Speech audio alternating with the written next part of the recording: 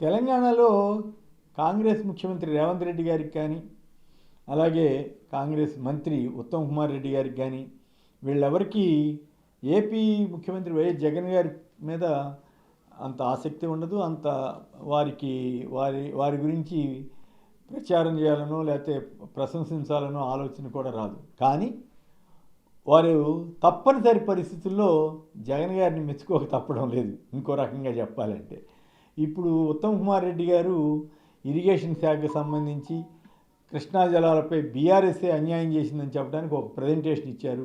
అంతకుముందు రేవంత్ రెడ్డి గారు కూడా దీని మీద మాట్లాడడం జరిగింది.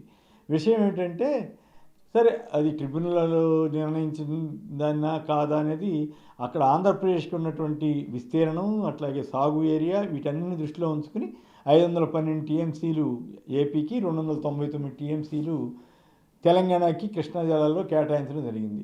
సో ఇప్పుడు అదంతా కేసీఆర్ గారి ప్రభుత్వమే ఒప్పేసుకుంది. అదంతా వాళ్ళే నిర్ణయించినట్లుగా వాళ్ళు చెప్పదలిచారు. అది వేరే విషయం. దాన్ని మనం అది వాళ్ళు తేల్చుకుంటారు. ఉత్తమ్ కుమార్ రెడ్డి గారును, రేవంత్ రెడ్డి గారు, కేసీఆర్ గారు, వాళ్ళు హరీష్ రావు గారు వాళ్ళు తేల్చుకుంటారు. దాని జోలికి మనం ఇప్పుడు వెళ్ళక్కర్లేదు. కానీ ఆసక్తికరమైన విషయం ఏంటంటే, అక్కడ ఏపీలో చంద్రబాబు నాయుడు గారు ఏ రకంగా ఫెయిల్ అయ్యారన్నది అర్థం చేసుకోవచ్చు. డైరెక్ట్గా వారు ఆ మాట చెప్పలేదు కానీ ఉత్తమ్ కుమార్ రెడ్డి గారు, రేవంత్ రెడ్డి గారు, కానీ వారు ప్రజెంటేషన్ ద్వారా కానీ వారి యొక్క భాష, వారి యొక్క మాటల తీరు ద్వారా కానీ మనకి వారి వాదన తీరు కానీ అర్థం ఉంది. జగన్మోహన్ రెడ్డి గారు ఏపీలో పోతిరెడ్డిపాడు ద్వారా తీసుకెళ్ళే వరద వాటర్ అనమాట తీసుకెళ్ళేది. యాక్చువల్గా ఓవర్ అండ్ అబౌవ్ 850 లెవెల్ 854 లెవెల్లో వచ్చే వరద వాటర్ని పోతిరెడ్డిపాడు నుంచి తరలిస్తారు. అయితే మనకి 511 టీఎంసీల షేర్ ఉంది కాబట్టి ఇంకొద్దిగా ఎక్కువ తీసుకెళ్ళటానికి వీలుగా ఆ మేరకు ఓ ప్రయత్నాలు చేస్తున్నారు.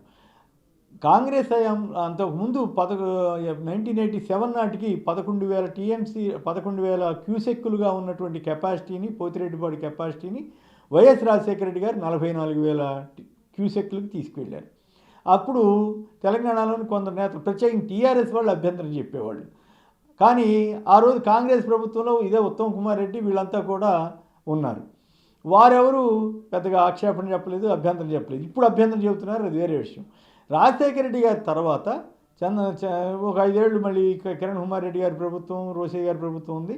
ఆ తర్వాత చంద్రబాబు గారి ప్రభుత్వం ఉంది.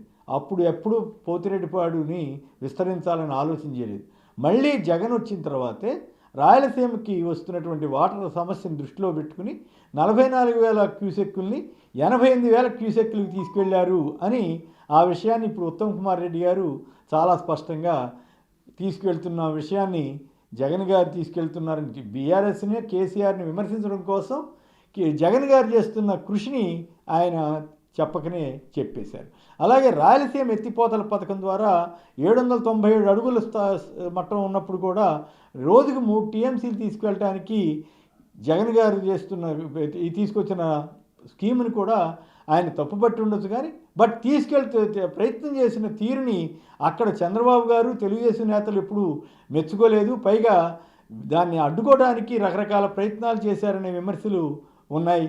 అలాంటిది ఇప్పుడు రేవంత్ రెడ్డి గారు, అలాగే ఉత్తమ్ కుమార్ రెడ్డి గారి మాటల ద్వారా అక్కడ 3 టీఎంసీ చొప్పున తీసుకెళ్ళడానికి, రాయలసీమని సస్యశ్యామలం చేయడానికి జగన్ గారు చేస్తున్న ప్రయత్నాలు తెలంగాణ అసెంబ్లీలో చాలా తేటతెల్లంగా కనిపించాయన్నది అందరూ అర్థం చేసుకోవాల్సింది. నిజానికి జగన్మోహన్ రెడ్డి గారు తీసుకెళ్తుంది నికర జలాలు కాదు, వరద జలాలు, వేస్ట్ అయ్యే వరద జలాలని వేస్ట్గా సముద్రంలో పోకుండా కృష్ణాకి వరద జలాలు వచ్చినప్పుడు ఎక్కువగా తీసుకెళ్ళడం కోసం పోతిరెడ్డిపాడు ఎక్స్పాన్షన్ కానీ, మన ఏపీ వాటాని తీసుకోవడం కోసం రాయలసీమ ఎత్తిపోతల పథకాన్ని ఇంప్లిమెంట్ చేయబోతే ఇప్పుడు తెలంగాణ కాంగ్రెస్ నేతలు వాటికి వ్యతిరేకంగా మాట్లాడుతున్నారు. మరి ఏపీ కాంగ్రెస్ నేతలు ఏం చెప్తారో చూడాలి.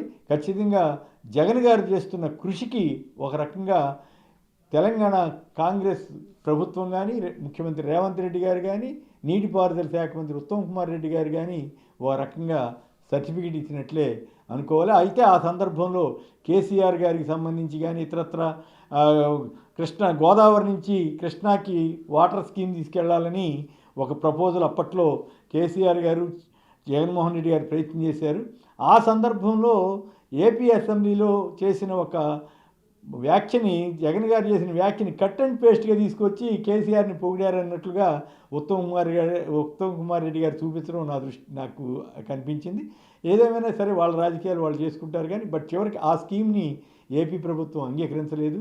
దానివల్ల ఏపీకి ఎక్కువ నష్టం వస్తుందని చెప్పి కేసీఆర్ గారు తీసుకొచ్చిన స్కీమ్ని.